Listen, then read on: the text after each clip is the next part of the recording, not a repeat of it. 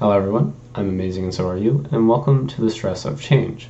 Now, before we get started, I just want to explain what the stress of change means, especially for this video, because I don't want to make this like an hour-long video going into every single stress that you will encounter within your lives. I mainly want to focus on academic stress as well as why we get so much stress during different changes in our lives.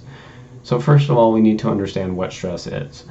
Stress in this context is any mental or physical stress that is put upon you due to a quick changing factor in your life, whether it's something with your family, with your friends, with your academic life, just your social life, just anything that quickly changes to a point where it adds a lot of pressure on you and it gives you a lot of stress. Now, first of all, hold on, my nose is itchy. I think the Claritin wore off.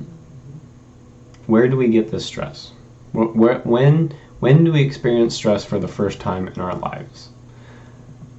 I think that the first ever stress that we get, now this may not be for everyone, of course, everyone is different, everyone has different events, but I think the first time that we ever get stress is when we start kindergarten or preschool or daycare, whenever our parents leave us for the first time under different supervision of a stranger that we don't know.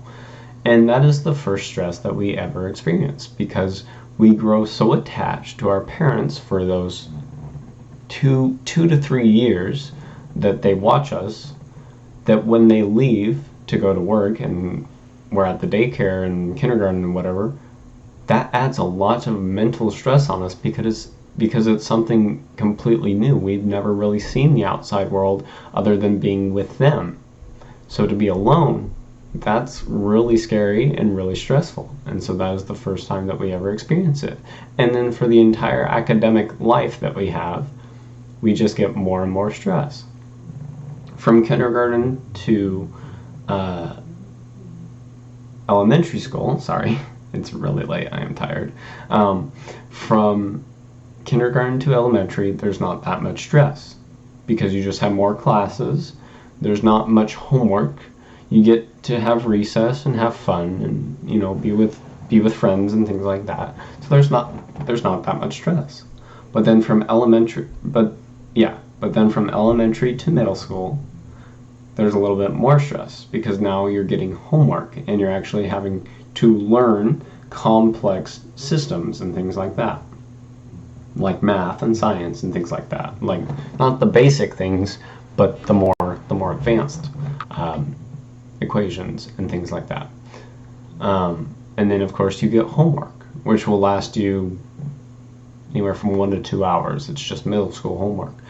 But that adds stress because it's different than what we've learned from elementary school. And then in high school, it's even more stressful because it's a new setting, there's way more people, and the classes are getting more difficult. And now they're like, you need to have good grades in order to be successful in whatever you want to do, right? So that is a lot of more stress because now you have homework that can take you anywhere between 3 to 6 hours, and that's a lot of stress because you have to do well on those papers and then on the quizzes in order to get those good grades. So it is a lot of mental stress there. And then after high school, if you do go into college, that's an even bigger stress because now you're on your own. There's people from all over. You have to get good grades and be on time and have a good schedule, and you're put out into the world with no knowledge of how to do that because the American school system doesn't teach you how to do the things that you are supposed to know. And so it's a lot of different stress. And then after college, you have even bigger stress because now you have to find a place to live, how to eat, how to live on your own. So that stress just builds up.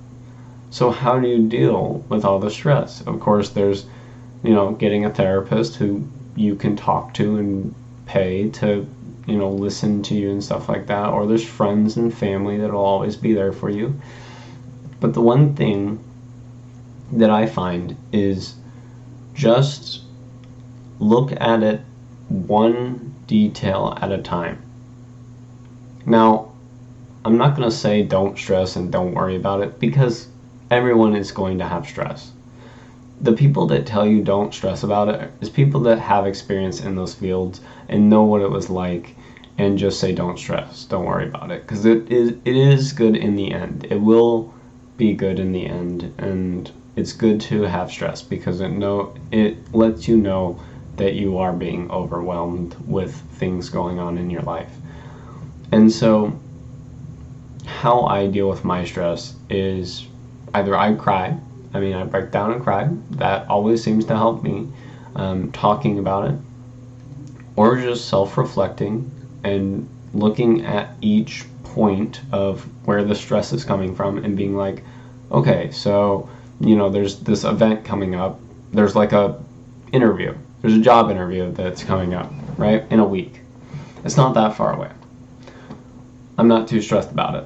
Well, it's 2 days away now, and now I'm getting a little stressed about it because, how many people are going to be interviewing me? What types of questions will they ask? And, how do I look? Did I answer all the questions okay? So those types of things are stressful. So just writing it down, I've found that writing down the things that stress you out and then trying to figure out how to clear your mind of them and de-stress. So say you have say you got homework in every single one of your classes and they recommend an hour for each, right? So there's going to be subjects that you know and that you don't know. And people will always tell you this, to do the hardest thing first.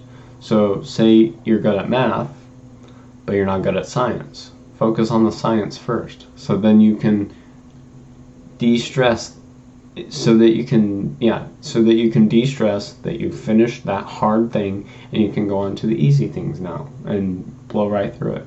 So I just wanted to make this video to explain that when you tell someone to not stress about it or to not worry about it, they're going to, because if they're stressing about it, it's something that's either overwhelming them or something that they're completely new to. And so there is going to be a lot of stress in your life.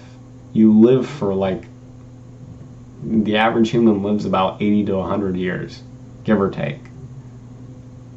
You're going to have a lot of moments of stress. So just finding a way to cope with that stress will make it easier throughout your entire life, no matter what it is. If you find one way to de-stress, whether it's playing games, listening to music, reading a book, watching a movie, talking with friends, hanging out with family, just finding a way to de-stress will help you. So I just wanted to kind of make this video. I know it's kind of a weird topic. I didn't really do a great job of explaining everything. Of course, I'm not a professional at this. I'm an 18-year-old kid just going through life, making content, making YouTube videos. But I did just want to kind of talk about this. Again, not great, but it's better than nothing. So I hope I helped you in some way, and I will see you in the next one. Bye.